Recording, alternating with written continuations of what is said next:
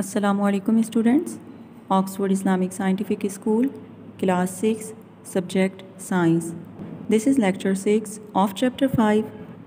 Today we will study about the techniques that we use to separate the mixtures.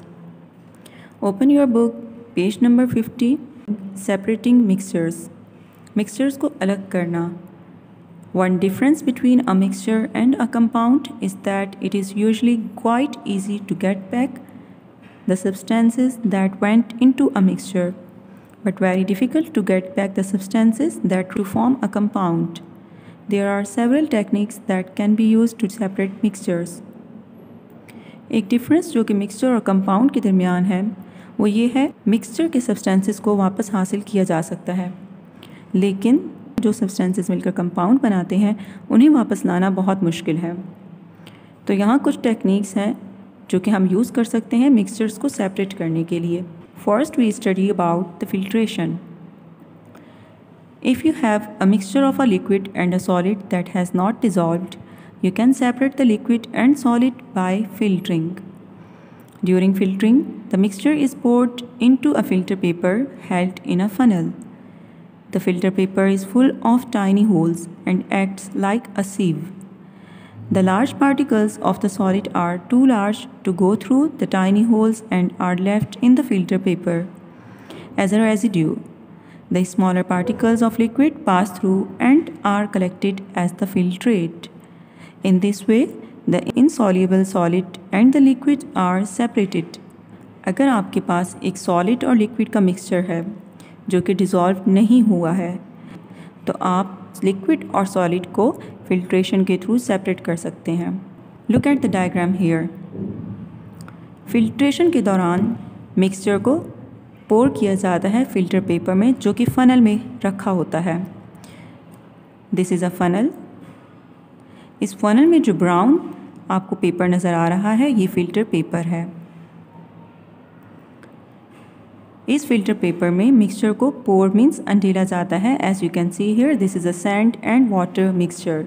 इस mixture को इस funnel में डाला जा रहा है. फ़िल्टर पेपर में छोटे छोटे से होल्स मौजूद होते हैं जो कि सीव का काम करते हैं, एक छलनी की तरह एक्ट करते हैं. सॉलिड के लार्ज पार्टिकल्स जो कि इतने लार्ज होते हैं जो फिल्टर पेपर के टाइनी होल्स में से नहीं गुजर सकते हैं और इस तरह वो फिल्टर पेपर पे ही रह जाते हैं, और इन सॉलिड पार्टिकल्स को रेजिड्यू कहा जाता है. रेजिड्यू. लिक्विड के स्मॉलर पार्टिकल्स जो कि फ़िल्टर पेपर में से ईजिली पास थ्रू हो जाते हैं, गुजर जाते हैं, उन्हें फिल्ट्रेट कहा जाता है. और इस तरह से इनसॉल्युबल सॉलिड और लिक्विड को सेपरेट किया जा सकता है. Filtering can be used to separate sand and water or chalk and water. It cannot be used to separate salt and water because the tiny particles of dissolved salt go through the filter paper with the water. Filtration का process ये sand और water को separate करने के लिए किया जा सकता है और chalk और water को, लेकिन ये salt और water को separate करने के लिए नहीं किया जा सकता है क्योंकि dissolved salt means हल शुदा salt के टाइनी पार्टिकल्स फिल्टर पेपर में से पानी के साथ इजीली गुजर सकते हैं. Come to the next page number 51. Everyday examples of the use of filtration include filtering coffee, the use of a tea bag or tea strainer, the grates over drains, and the hairs in the nose which filter out dust particles from the air breathed in. Cars are fitted with oil and air filters to prevent dust and other unwanted particles getting into and damaging the engine. Vacuum cleaners are fitted with a cloth filter so that the dust they pick up is not circulated in the air. People using sanding and grinding machines which throw up dust wear a face mask to filter out the dust from the air they breathe in.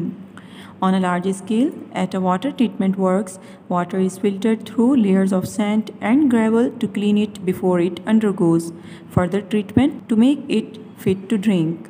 Filtration की use की कुछ examples में coffee का filter होना, tea bag और T strainer का use, drains पर मौजूद ग्रेट्स,